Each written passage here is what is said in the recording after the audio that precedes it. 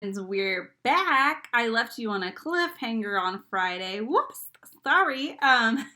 And so chapter 13, I plunged my death. Percy, at the end of the chapter, literally plunges to his death. He jumps out of the St. Louis Arch into the Mississippi River, which would kill anybody else. But we know that Percy is the son of Poseidon, and I'm thinking that maybe everything ends up okay, but we'll see. So chapter 14 is a really short chapter, but I will leave you with this for Monday. So chapter 14, I become a known fugitive. So I would love to tell you I had some deep revelation on my way down, that I came to terms with my own mortality, laughed in the face of death, etc. The truth, my only thought was, ah! The river raced toward me at the speed of a truck. Wind ripped the breath from my lungs. Steeples and skyscrapers and bridges tumbled in and out of my vision. And then, boom! A whiteout of bubbles. I sank through the murk, sure that I was about to end up embedded in 100 feet of mud and lost forever. But my impact with the water hadn't hurt. I was falling slowly now, bubbles trickling up through my fingers. I settled on the river bottom soundlessly. A catfish the size of my stepfather lurched away into the gloom. Clouds of silt and disgusting garbage, beer bottles, old shoes, plastic bags, swirled up all around me. At that point, I realized a few things. First, I had not been flattened into a pancake. I had not been barbecued. I couldn't even feel the chimera poison boiling in my veins anymore. I was alive, which was good. Second realization, I wasn't wet. I mean, I could feel the coolness of the water. I could see where the fire on my clothes had been quenched. But when I touched my own shirt, it felt perfectly dry.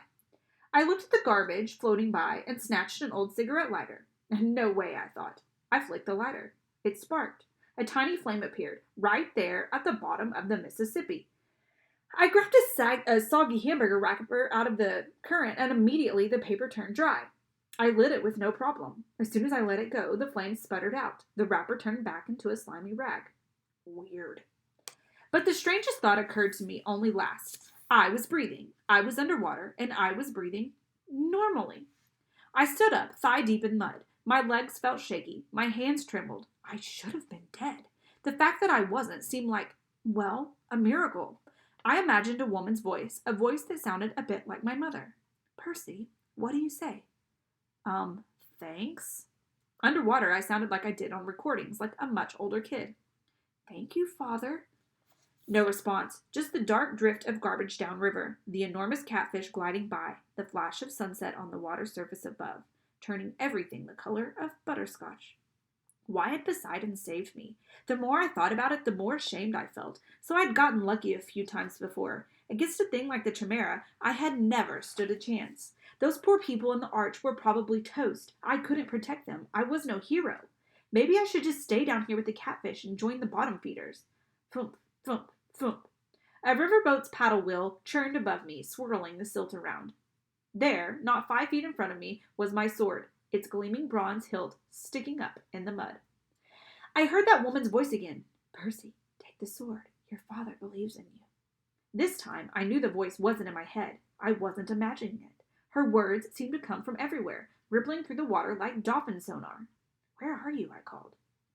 Then, through the gloom, I saw her, a woman the color of water, a ghost in the current, floating just above the sword. She had long, billowing hair, and her eyes, barely visible, were green, like mine.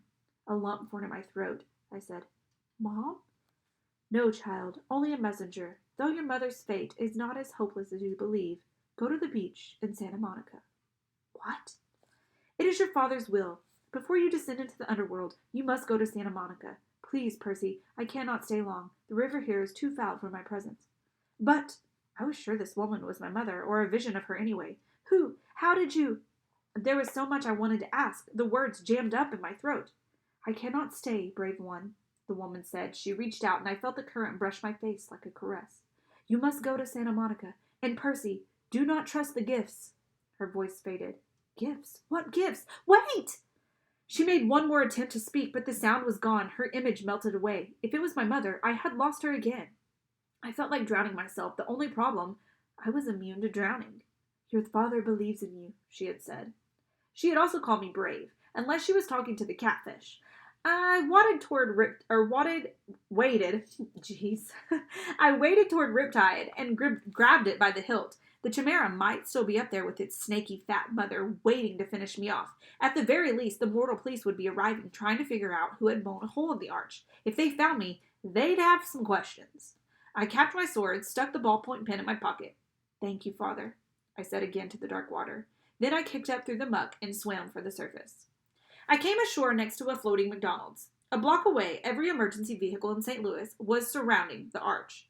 Police helicopters circled overhead. The crowd of onlookers reminded me of Times Square on New Year's Eve. A little girl said, "Mama, that boy walked out of the river." "That's nice, dear," her mother said, craning her neck to watch the ambulances. "But he's dry." Oh, jeez. "That's nice, dear." A news lady was talking for the camera. "Probably not a terrorist attack, we're told, but it's still very early in the investigation. The damage, as you can see, is very serious. We're trying to get to some of the survivors to question them about eyewitness reports to someone falling from the arch." Survivors? I felt a surge of relief. Maybe the park ranger and that family made it out safely. I hoped Annabeth and Grover were okay. I tried to push through the crowd to see what was going on inside the police line. "An adolescent boy," another report was saying. "Channel 5 has learned that surveillance cameras show an adolescent boy going wild on the observation deck, somehow getting off this freak explosion. Hard to believe, John, but that's what we're hearing. Again, no confirmed fatalities." I backed away, trying to keep my head down. I had to go a long way around the police perimeter. Uniformed officers and news reporters were everywhere. I'd almost lost hope of ever finding Annabeth and Grover when a familiar voice bleated, "Percy!" I turned and got tackled by Grover's bear hug, or goat hug. He said, "We thought you'd gone to Hades the hard way." Annabeth stood behind him, trying to look angry, but even she seemed relieved to see me. "We can't leave you alone for 5 minutes. What happened?" "Well, I sort of fell."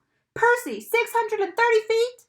Behind us, a cop shouted, "Gangway!" The crowd parted and a couple of paramedics hustled out, rolling a woman on a stretcher. I recognized her immediately as the mother of the little boy who had been on the observation deck. She was saying, "And this huge dog, this huge fire-breathing chihuahua." "Okay, ma'am, just calm down. Your family is fine. The medication is starting to kick in." "I'm not crazy. This boy jumped out of the hole and the monster disappeared. There he is. That's the boy." I turned quickly and pulled Annabeth and Grover after me. We disappeared into the crowd. What's going on? Was she talking about the chihuahua on the elevator? I told them the whole story of the Chimera, the monster, my high dive act, and the underwater lady's message.